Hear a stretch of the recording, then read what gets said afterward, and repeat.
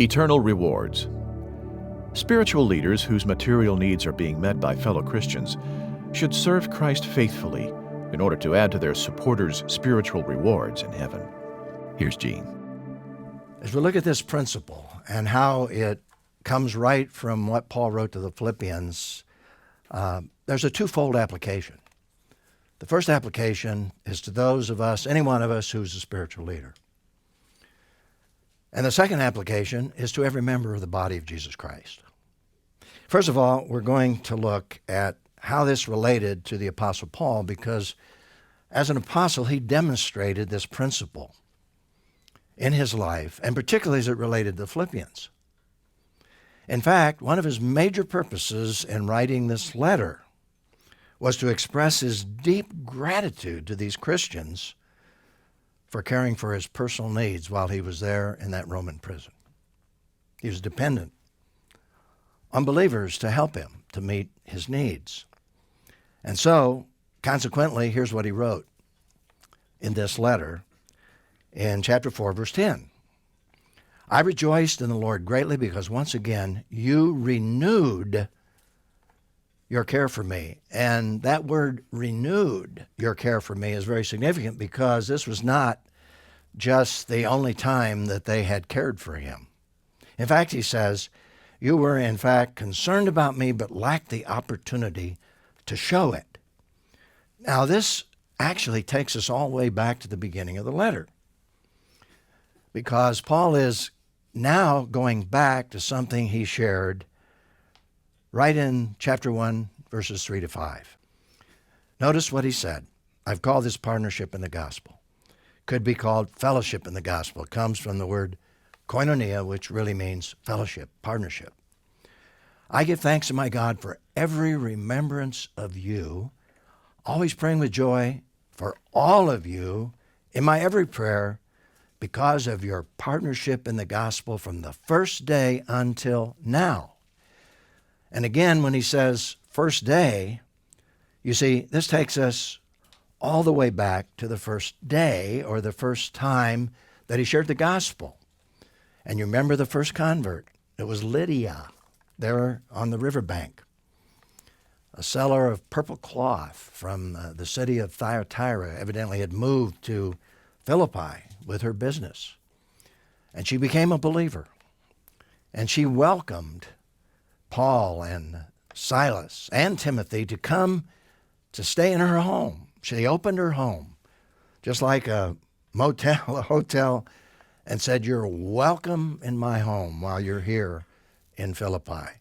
And we know that her whole household came to Christ. So when he says from the first day until now, he's probably referring back to Lydia. But that was an ongoing process, because he says from the first day until now, which is there in prison when he received the gift that Epaphroditus delivered, but there was continuation between the first day and now, or this moment. In fact, he makes reference to this right here in this chapter, verses 15 and 16. And you Philippians know that in the early days of the gospel, when I left Macedonia, Macedonia, of course, was a significant province in the Roman Empire. No church shared with me in the matter of giving and receiving except you alone, for even in Thessalonica you sent gifts for my need several times. Geographically, what this simply means, you remember on the second missionary journey, he left Antioch, went to Derbe, Lystra, Iconium, then Antioch, Pisidia, and in Troas he received the Macedonian call. What was the Macedonian call? Come over and help us in Macedonia. So they crossed the sea and went to Philippi. They founded the church there in Philippi. And now Paul is writing back to them, and he's reminding them that they took care of him and his needs. One of the first churches, after he left Philippi, he went to Thessalonica. And he says, in Thessalonica, even before I left Macedonia, you helped. You sent gifts to help me. And it's interesting, by the way, that when he was in Thessalonica, he didn't receive gifts from these non-believers or new believers, but he received gifts from the Philippians, who were mature believers who would understand his motives. Later, The Thessalonians helped him and cared for him. Then he went on to Berea, but he left Macedonia, that province, went down into Achaia, which was another Roman province, in Athens, and eventually to Corinth. And basically what Paul is saying with this continued partnership is that you as a church cared for me in the matter of giving and receiving. They were a model church in that sense. And he was so thankful for their ministry and their investment in his life and in his ministry. But what he wants them to know, and this is the most important part of this principle, he said in verse 17, not that I seek the gift. It's important to me because it helped me put bread on my table. I was able to buy some clothes to help me. That was very important. But here's my motive, he says. But I seek the profit that is increasing to your account, and there he uses a financial metaphor. The financial metaphor is a concept of investment and return on the investment. And so he says, I seek the profit that is increasing to your account. But I have received everything in full, and I have an abundance. I am fully supplied, having received from Epaphroditus what you provided, a fragrant offering, an acceptable sacrifice, pleasing to God. And as I read those words, a fragrant offering, acceptable sacrifice, pleasing to God, my mind went to Romans 12. 12:1 and 2, where Paul said, don't be conformed to this world, but be transformed by the renewing of your mind so that you may be able to prove what is the good, acceptable, and pleasing will of God. Now there he was speaking generally of our Christian life, but here he's applying it very specifically to their generosity in caring for him. That was a part of presenting ourselves to the Lord as a living sacrifice. But what is he talking about? He's talking about eternal rewards with this metaphor. And thus, the principle basically reads, spiritual leaders whose material needs are being met by fellow Christians should serve Christ faithfully in order to add to their supporters' spiritual rewards in heaven. And you see here, the metaphor comes alive, this accounting metaphor. And we can state it this way in terms of Paul's motivation. His motivation was, not that I seek the gift, but I seek the profit that is increasing to your account. And let me just paraphrase that.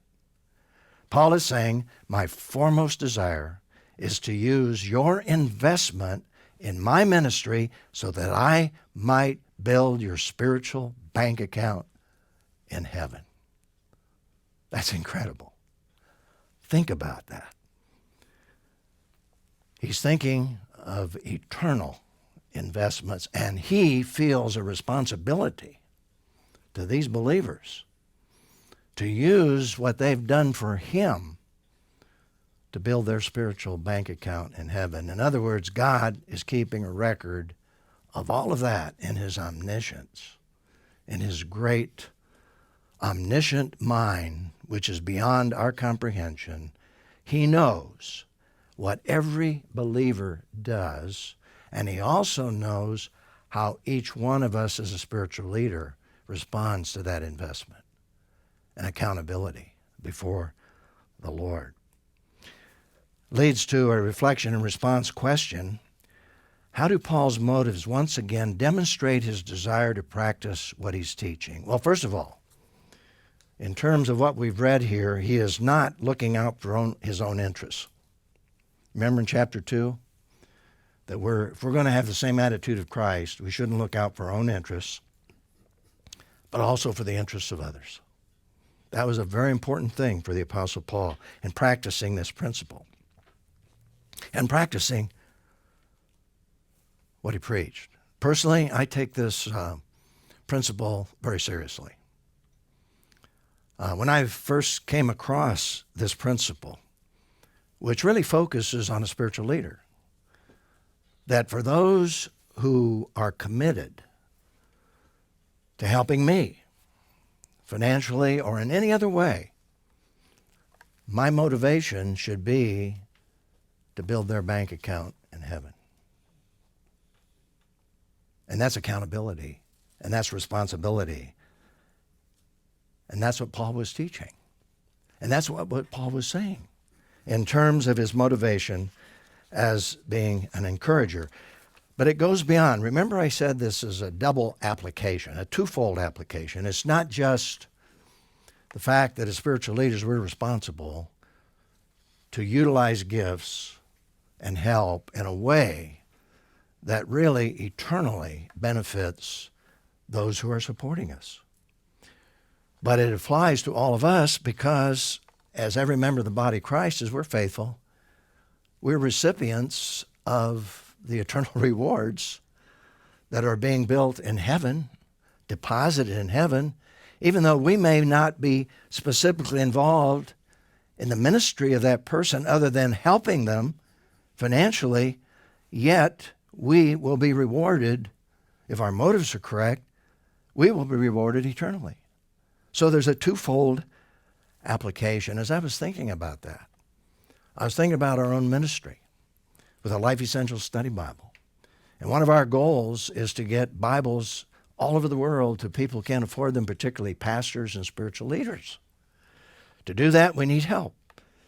And some of you in this room, some of you online, have invested in our ministry to help that happen. Now think about that. For example, here are pastors in the Philippines all holding a Life Essentials Study Bible. Here are pastors in Myanmar using the Life Essentials Study Bible. Here are pastors in Nepal using the Life Essentials Study Bible. Here are pastors in Vietnam using the Life Essentials Study Bible. Pastors in India, where we sent Bibles. Pastors in Uganda, and more recently, students in Romania that just received the Life Essentials Study Bible. These are young people preparing for the ministry. Now think about this for a moment. Think of what's going to happen in the life of each one of these pastors or spiritual leaders as they multiply and multiply through others and multiply. Here's the reality. There are people in this room who invested in our ministry to get those Bibles into the hands of those pastors that's going to multiply and multiply, and God in His omniscience knows. He knows in all fairness exactly what our reward will be eternally through the multiplication of that ministry. Think about that. I sometimes use this analogy, and Lord, please don't be offended. He uses his great computer ability in heaven to monitor all of that in a fair and just way. He is that great I am with great knowledge for eternity. And that's what Paul is talking about. So thanks to all of you who are helping us to spread the Word of God through your financial support. But it's more than just your treasures. Here specifically, Paul is talking about treasures, but it's more than treasures. It's all a configuration that God knows about, our talents. It's talents. And it's also not just treasure and talent, but it's time. And some of you listening have devoted hours and hours and hours of time to helping us with this Bible right now in terms of translation and doing all the legwork for that. You see, God also figures that in to the whole equation. So here's the principle to live by with a twofold application. Spiritual leaders whose material needs are being met by fellow Christians should serve Christ faithfully in order to add to their supporters' spiritual rewards in heaven. That is the first application. The second application is their supporters themselves who are faithful in being a part of a ministry of multiplication, literally around the world, which will be measured by God Himself in eternity.